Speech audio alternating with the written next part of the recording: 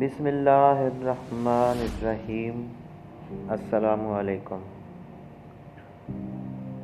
حضرت جنید بغدادی رحمۃ اللہ تعالیٰ کے دور میں ایک امیر شخص تھا جس کی بیوی کی رشک کمر اور پری چہرہ تھی۔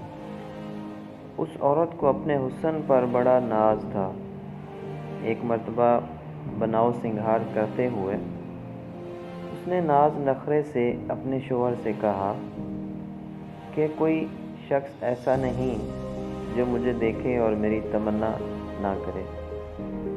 خاوند نے کہا، مجھے امید ہے کہ جنید بغدادی رحمۃ اللہ تعالیٰ کو تیری پرواہ بھی نہیں ہوگی۔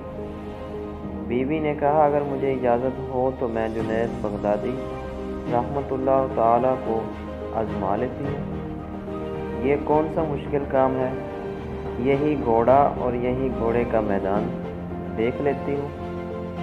جنید بغدادی کتنے پانی میں ہیں؟ اور خاوند نے اسے اجازت دے دی۔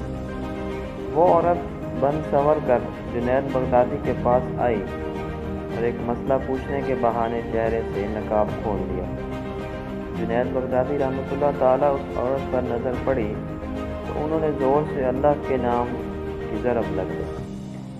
اس عورت کے دل میں یہ نام پیوست ہو گیا۔ اس عورت کے دل کی حالت بدل گئی۔ وہ اپنے گھر واپس آئی اور سب ناز نخرے چھوڑ دیے۔ زندگی کی صبح و شام بدل گئی۔ سارا دن قرآن مجید کی تلاوت کرتی اور ساری رات مصلی پر کھڑے ہو کر گزار دیتی۔ خشیت الہی اور محبت الہی کی وجہ سے آنسوؤں کی لڑیاں اس کے رخساروں پر بہتی رہتی۔